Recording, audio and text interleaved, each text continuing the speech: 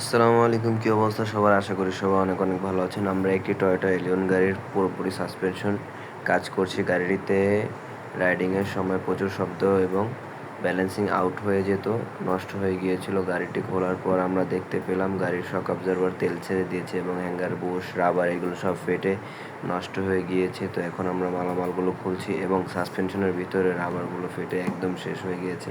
এই নষ্ট পার্টসগুলোর কারণেই গাড়িটি চালাতে মারাত্মক সমস্যা হচ্ছিল। তো আমরা এখন দেখে থেকে যে মালগুলো খারাপ এগুলো আমরা আলাদা করে রেখেছি। তো আপনারা দেখতেই পাচ্ছেন, এইভাবে লাইভ কেউ দেখায় না। তো আপনারা দেখতেই পাচ্ছেন। তো আমরা মালামালগুলো ফিটিং করব।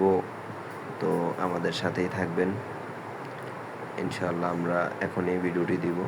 আলহামদুলিল্লাহ, পুরাতন মাল নষ্টগুলো খোলার পর এখন আমাদের কাছে চলে এসেছে এলিয়ন গাড়ির নতুন মালামাল। যেহেতু গাড়ির মালিক ভাই গাড়িটি বিক্রি করে দিবেন, তাই ওনার বাজেট রিকন্ডিশন অনুযায়ী আমরা মিডিয়াম রেঞ্জের ভিতরে কোয়ালিটি চায়না পার্টস এনেছি। এখানে রয়েছে নতুন চায়না শক অবজারভার মাউন্টিং। বাজারে এই পার্টসগুলোর প্রাইস যেমন বাজেট ফ্রেন্ডলি, তেমনই এগুলো গাড়িতে ইনস্টল করার পর পারফরমেন্স বেশ স্মুথ, চমৎকার দেয়।